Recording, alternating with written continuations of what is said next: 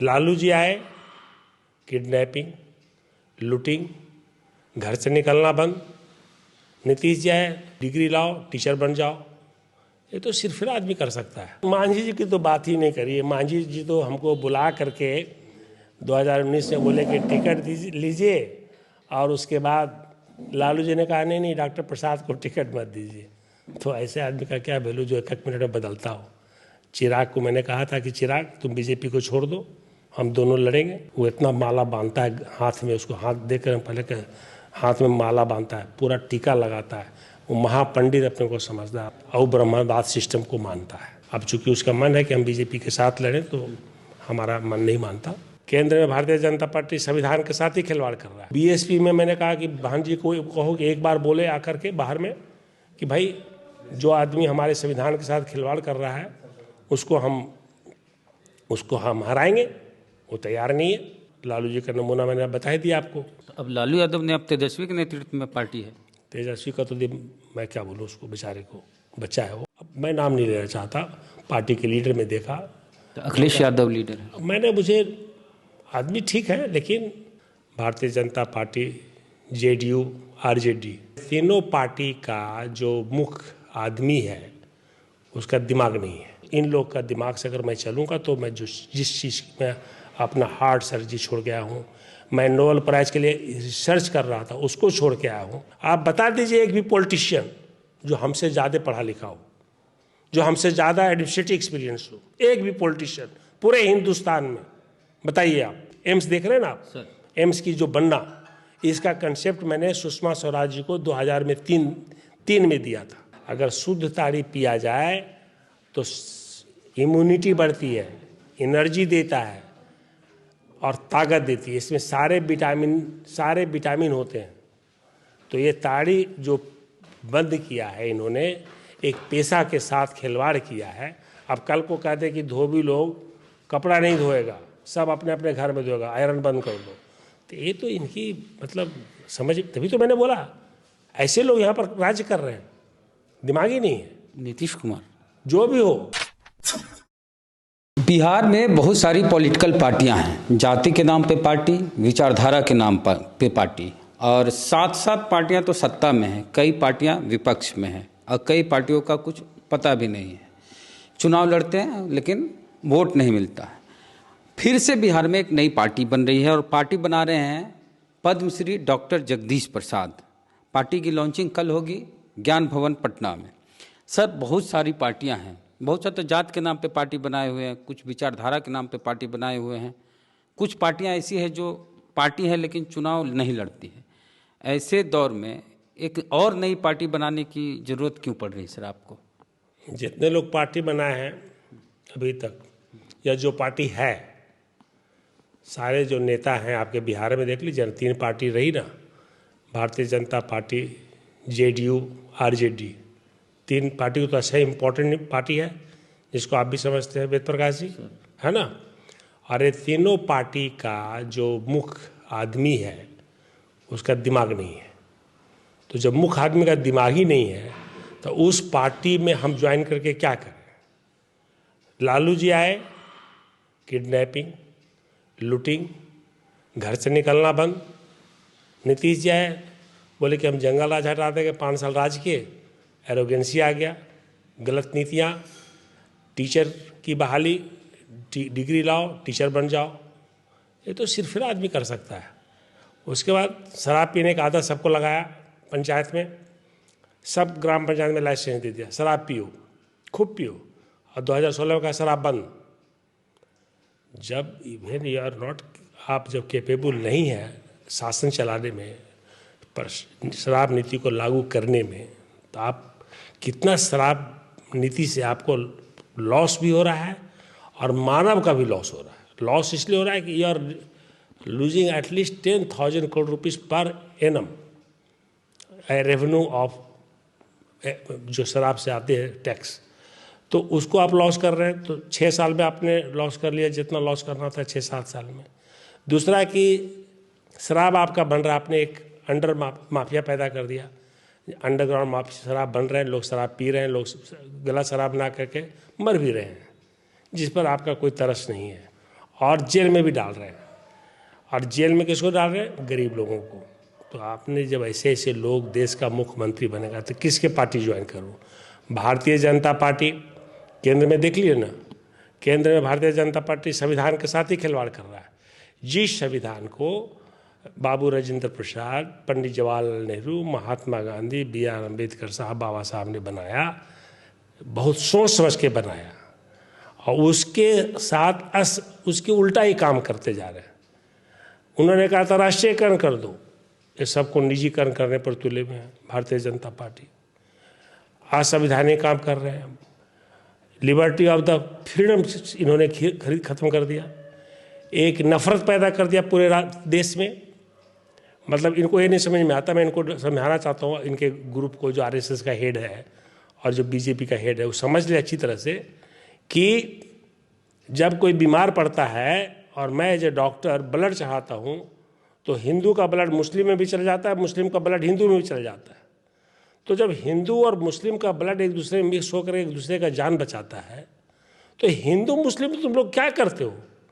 अगर आज हम जगदीश प्रसाद हैं, कहते हैं कि हम जगदीश प्रसाद हैं, कल हम जगदीश खान लिखेंगे तो हम आदमी बदल जाएंगे क्या? जगदीश प्रसाद रहेगा, मानवता वही रहेगा। तो धर्म से आदमी थोड़े बदल जाता है। तो इन्होंने धर्म के नाम पर लोगों को नफरत पैदा कर दिया। लीचिंग, मॉबिंग, यूपी में मैंने देखा किस तरह से, और पूरे कंट्री में किस तरह से आज इन्होंने मीडिया का ऑटोनॉमी को ख़त्म कर दिया। पूरे मीडिया, अभी 21st कॉन्फ्रेंस हुआ था, वर्ल्ड कॉन्फ्रेंस, कहता है India is the worst countries of the world में काउंट किया जाता है। ये इनका अभी G20 का जो हुआ ना, उसके बाद एक प्रेस कॉन्फ्रेंस हुई, उनको कहा कि इंडिया का जो जर्नलिस्ट हैं, जर्नलिस्ट बेचारे मारे जाते हैं, कोई अगर सरकार के खिलाफ लिखता है तो मर जाते हैं। तो यहाँ के कहा गया कि मीडिया यहाँ का वर्स्ट है, जर्नलिस्ट डरे हुए हैं। तो इस तरह का BJP का नीति है। तो BJP नहीं ज्वाइन कर सकते, उनकी नीति खराब है। कांग्रेस बेचारा का यहाँ अस्तित्व नहीं है। कांग्रेस जी डिपेंड करते हैं लालू जी पर। लालू जी का नमूना मैंने बता दिया आपको। दिक्कत क्या है? लालू यादव तो यहाँ वंचितों, दलितों, अल्पसंख्यकों के मसीहा माने जाते हैं। माने जाते थे। इन्होंने एक जागृति पैदा की। जैसे नीतीश जी ने 5 साल अच्छा काम किया, प्रेजवर्दी है, लेकिन उसके बाद देखिए उसी तरह से लालू जी का 5 साल बहुत प्रेजवर्दी है। तो अब लालू यादव ने, अब तेजस्वी के नेतृत्व में पार्टी है। तेजस्वी का तो मैं क्या बोलूँ उसको, बेचारे को, बच्चा है वो। I don't want to comment upon him. वो 4 मिनिस्ट्री क्यों लिया गया है, क्या देना चाहते हैं लालू जी, क्या करना चाहता है वो 4 मिनिस्ट्री के साथ, मुझे नहीं मालूम। उसकी एक ही सोच कि हम PMCS देख लेगा और हेल्थ मिनिस्ट्री ठीक कर देंगे। इसकी सोच ही जब गलत है तो उस बच्चे पर मैं क्या कमेंट करूं। डिप्टी चीफ मिनिस्टर और चीफ मिनिस्टर बनने से कोई बड़ा आदमी नहीं हो जाता, समझे कि नहीं? आदमी होता है कि how capable he is. Even today your chief minister is not capable to run the state. तो आपका स्टेट में भी चीफ मिनिस्टर जो है वो कैपेबल नहीं है। मैं बता रहा हूँ, अगर उनमें ज़रा भी फीलिंग है, उनके सामने शराब पी के लोग मर जाता है, बोलते हैं कि पिएगा तो मरेगा। स्कूल में बहाली कर रहे हैं, कॉलेज में बहाली कर, उन्होंने समाधान यात्रा किया, एक भी अस्पताल को देखा, एक भी स्कूल में गया कि कैसी स्कूल में पढ़ाई हो रही है। और मैंने उनका एक वीडियो देखा, एक बच्ची बेचारी गाना गा रही है और एंजॉय कर रहे हैं, स्कूल की बच्ची। उन्हें समझ में शराबबंदी पे गाना गा रही, मतलब शराबबंदी का गाना, खुश हो रहेंगे कि मैंने जो किया बहुत अच्छा किया। जैसे ब्रह्मास्त्र चला दिया, ब्रह्मास्त्र वापस ले लूँगा तो मैं ही मर जाऊँगा, ऐसा उनको लगता है। आप एक डॉक्टर हैं सर, और छोटे मोटे डॉक्टर नहीं हैं। भारत सरकार के जो हेल्थ डिपार्टमेंट में शराब पीना अच्छी बात नहीं है, लेकिन आपने 33 साल तक हमारे शिक्षा को ऐसा ख़त्म कर दिया कि हमारे जितने भी लेबरर क्लास हैं, जितने भी उनके बच्चे उसी स्कूल में पढ़ते हैं। और 33 साल से लालू जी, नीतीश जी सब मुख्यमंत्री बने हुए, हमारे बहुजन सब। तो 33 साल पहले जो बच्चा पैदा लिया वो आप लोग का एज का है। अब सोचिए कि जो बच्चे 20, 25, 30 साल के हैं, क्यों अनएम्प्लॉयड है? क्योंकि वो पढ़े नहीं। आप छात्रावास में देखिए, आप जाके स्कूल में देखिए, जहाँ पर 18 टीचर होना चाहिए वहाँ पर 5 टीचर है, 6 टीचर है। इन्होंने अम्बेडकर आवासीय विद्यालय खोला है। अम्बेडकर आवासीय विद्यालय में आपको अफसोस होगा कि टीचर ही नहीं है। जो पढ़ा सके बच्चों को, तो उतने परिवार को ज़िंदगी बर्बाद कर रहे हैं। यहाँ तो मैं कहता हूँ, मैं पूर्णिया में गया, एक पिछड़े वर्ग के लिए भी स्कूल खोला हुआ है लड़कियों के लिए, वहाँ पर 28 टीचर होना चाहिए, 8 टीचर है। और हरनौत जो इनका अपना घर है, घर के पास ही है, हरनौत में आवासीय स्कूल है के नाम पर एक 240 बच्चे इनरोल है, लेकिन स्कूल का बिल्डिंग ही नहीं है। अब बताइए, स्कूल का बिल्डिंग ही नहीं है तो बच्चे पढ़ेंगे कहाँ? तो ये इनकी स्थिति है शिक्षा में। स्वास्थ्य में चले जाइए, किसी भी अस्पताल में चले जाइए, या पटना, जहानाबाद, बिहार शरीफ, वैशाली, कोई भी सदर अस्पताल में चले जाइए, आपको ब्लड बैंक नहीं मिलेगा, ऑपरेशन थिएटर नहीं मिलेगा, आईसीयू नहीं मिलेगा, कार्डियक केयर यूनिट नहीं मिलेगा। तो क्या है भाई, इमरजेंसी नहीं ट्रीट कर सकते तो भाई हार्ट अटैक हुआ उसको नहीं ट्रीट कर सकते, ब्लड किसी का लॉस हुआ तो ब्लड नहीं चढ़ा सकते, तो तुम्हारा ये अस्पताल है किस लिए? और तो और अभी पटना की आबादी 59 लाख से, करीब 59.5 लाख, और यहाँ पर कितने बेड है सदर अस्पताल में? 100 बेड है। वही हाल है वैशाली का। प्राइवेट चलता है इसके लिए। अब जो भी चलता है, मेरा कहना है वेद प्रकाश जी कि इन लोगों ने स्कूल को, इन लोगों ने अस्पताल, स्वास्थ्य को गर्क में डाल दिया, और इनकी भ्रष्टाचार की सीमा अम्परा पार है। इनका एक एग्जाम्पल मैं बताता हूँ। जब मैं यहाँ नवंबर दिसंबर में आया तो एक इन्होंने ब्रिज बनाया बिटवीन गोपालगंज और बेतिया, 234 करोड़ का ब्रिज बनाया। मुख्यमंत्री महोदय जी ने उसका उद्घाटन किया, और मुख्यमंत्री जब उद्घाटन करके आए तो उसके 1 महीने के अंदर वो ब्रिज टूट गया। अब इनसे पूछिए कि कितने को टर्मिनेट किया, कितने को सस्पेंड किया, कितने पर एक्शन लिया, और सस्पेंशन कोई पनिशमेंट नहीं होता। और क्या आप उसी कंट्रैक्टर को दोबारा नहीं दे रहे हैं? क्या वही कंट्रैक्टर दोबारा आपका ब्रिज नहीं बना रहा है? ऐसे कंट्रैक्टर तो हमेशा के लिए बायकॉट होना चाहिए, बिहार से उसको निकाल बाहर कर देना चाहिए। तो इसका मतलब कि मुखिया यहाँ का है, वो जानता है कि करप्शन कहाँ हो रहा है।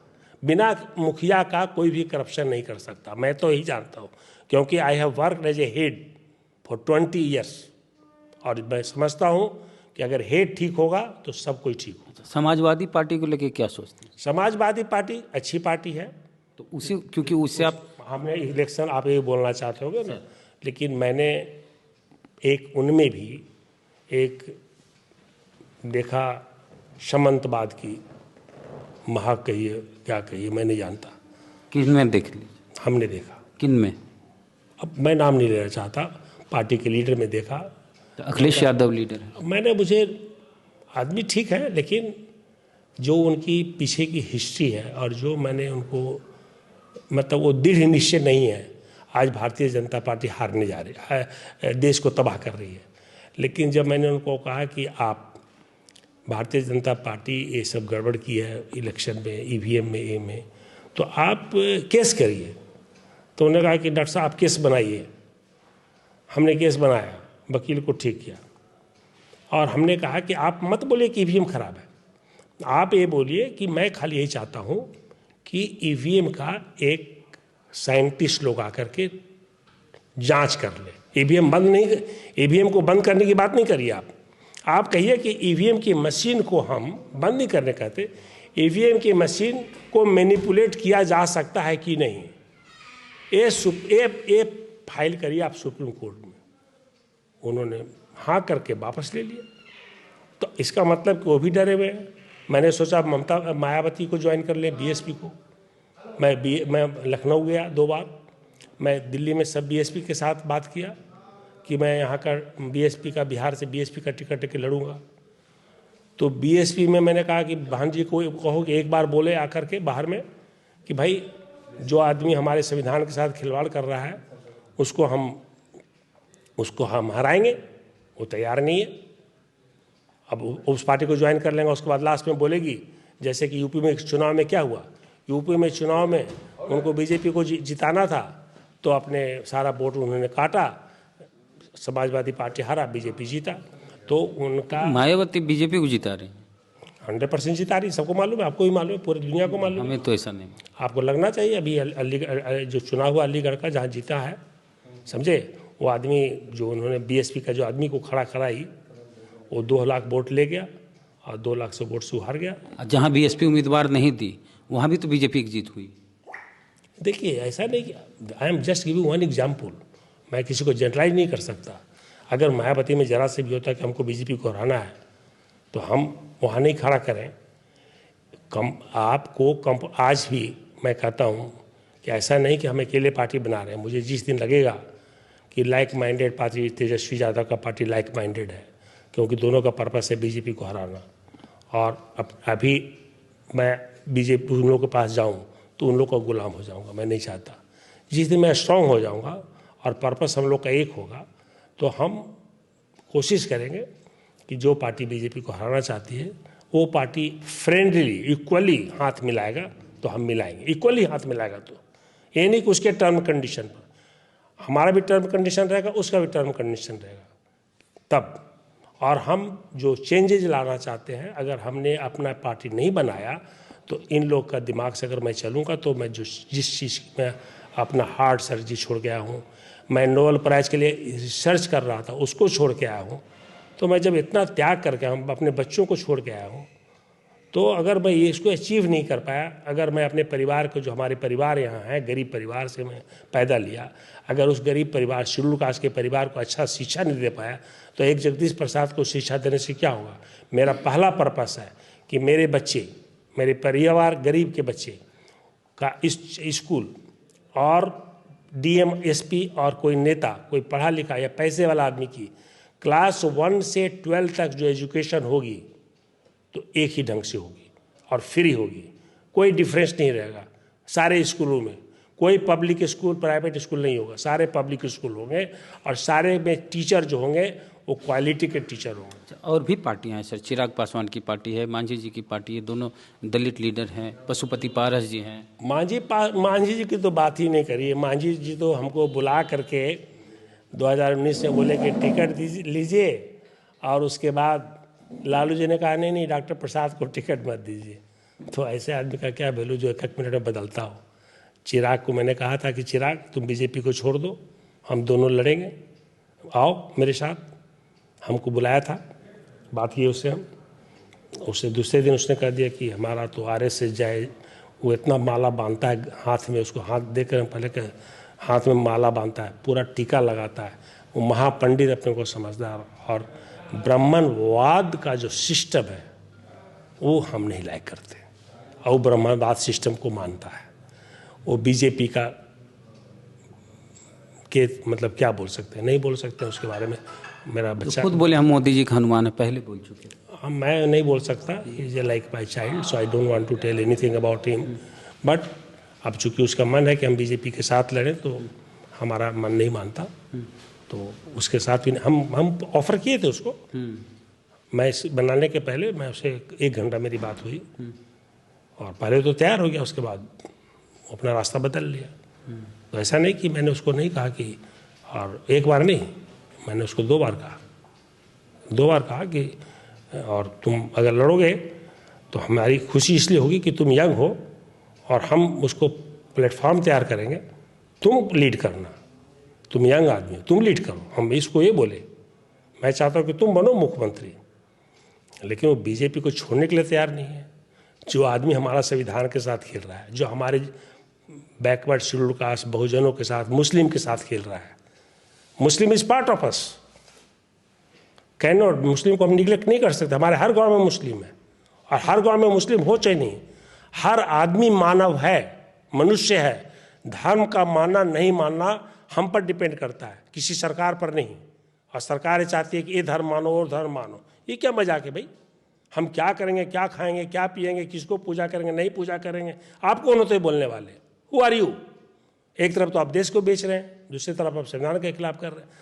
तो वेद प्रकाश जी, ये सब कारणों से हमने सोचा कि क्यों नहीं एक अपनी पार्टी बनाए, क्योंकि मैंने अपनी कैपेबिलिटी देखा है, जो मैंने सोचा है। अगर देखिए, हम लोग तो जन्म ही लिए हैं दीवार को तोड़ करके सफलता प्राप्त करने के लिए। तो अगर हमने पार्टी बनाया, लोग बहुत तरह तरह के सवाल करते हैं, लेकिन मैं आपसे एक सवाल करता हूँ, आप बता दीजिए एक भी पॉलिटिशियन जो हमसे ज़्यादा पढ़ा लिखा हो, जो हमसे ज़्यादा एडमिनिस्ट्रेटिव एक्सपीरियंस हो, एक भी पॉलिटिशियन पूरे हिंदुस्तान में, बताइए आप। मैं तो पूरे हिंदुस्तान की बात कर रहा हूँ, बिहार का नहीं, बिहार तो कुछ भी नहीं है, जो हमसे ज़्यादा पढ़ा लिखा हो, जो जिसको हमसे ज़्यादा एडमिनिस्ट्रेटिव सक्सेसफुल एडमिनिस्ट्रेटिव एक्सपीरियंस हो। मैं जहाँ रहा एज ए डायरेक्टर जनरल, मेरा एक्सपीरियंस सक्सेस रहा।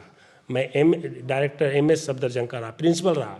द मोस्ट सक्सेस लोग नहीं कर पाए 70, 60, 65 साल में सफदरजंग का वो मैंने किया।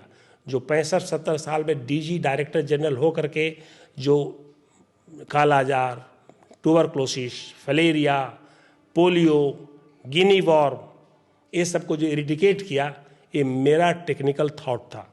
ये बताना चाहता हूँ, ये मेरा टेक्निकल थॉट था। इवन जो एम्स देख रहे हैं ना आप, एम्स की जो बनना, इसका कंसेप्ट मैंने सुषमा स्वराज जी को 2000 में तीन में दिया था।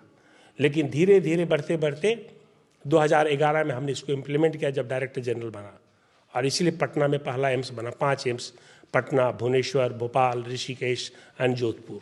कोई शक नहीं सर, आप अपने फील्ड में एक्सपर्ट हैं और बहुत नॉलेज है, आप पद्मश्री भी हैं। लेकिन पॉलिटिक्स में अलग बातें होती है सर। मैं मानता हूँ कि पॉलिटिक्स में आप इंटेलेक्चुअल वर्क को बड़े आराम से समझा पाएंगे, लेकिन लेमैन होते हैं, गांव के लोग होते हैं। अरे हम गांव में पैदा लिए हैं भाई, हम गरीब परिवार में पैदा लिए हैं, तो हमको गरीब को समझाने में क्या जाता है। हम उसके पार्ट हैं, उसी घर में खा के दर्रा मड़ुआ की रोटी खा के पढ़े, तो हम गरीब को काहे नहीं समझाएंगे।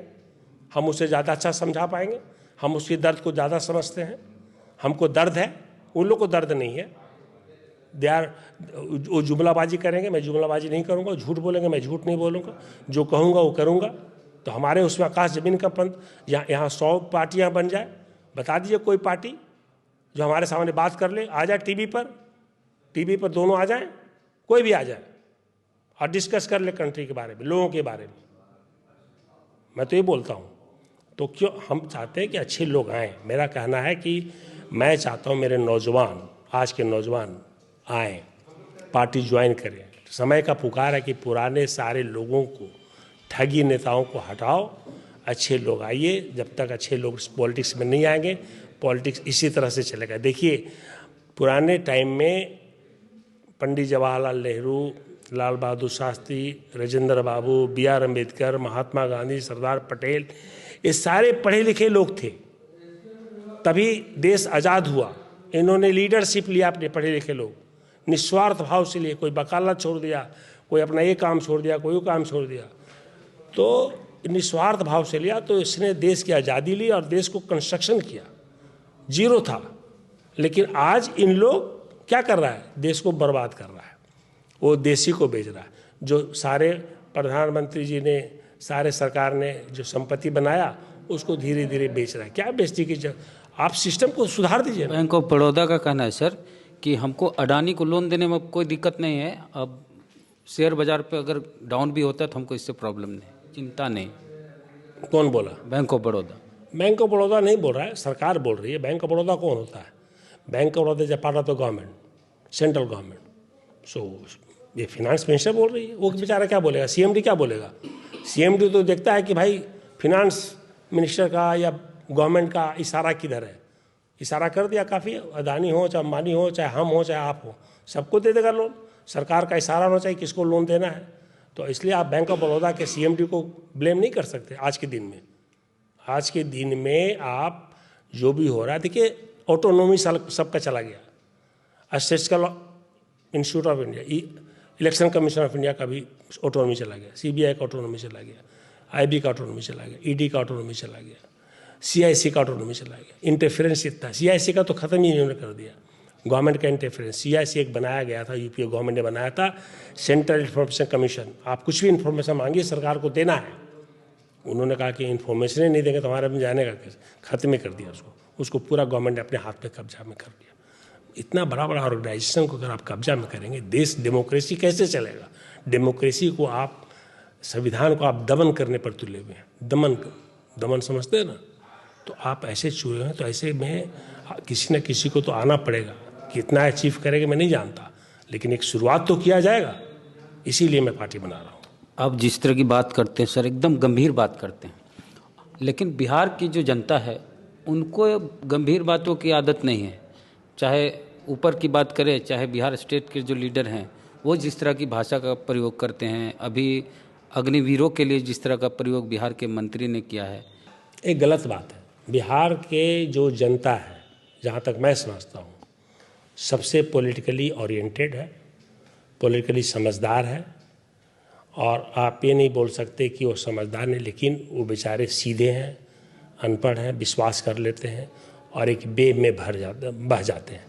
जैसे हमारे पिछले जो बीजेपी सरकार आई 2014 में, उन्होंने सपना दिखा दिया कि 2 करोड़ नौकरी देंगे और सबके बैंक में 15 लाख रुपया डाल देंगे।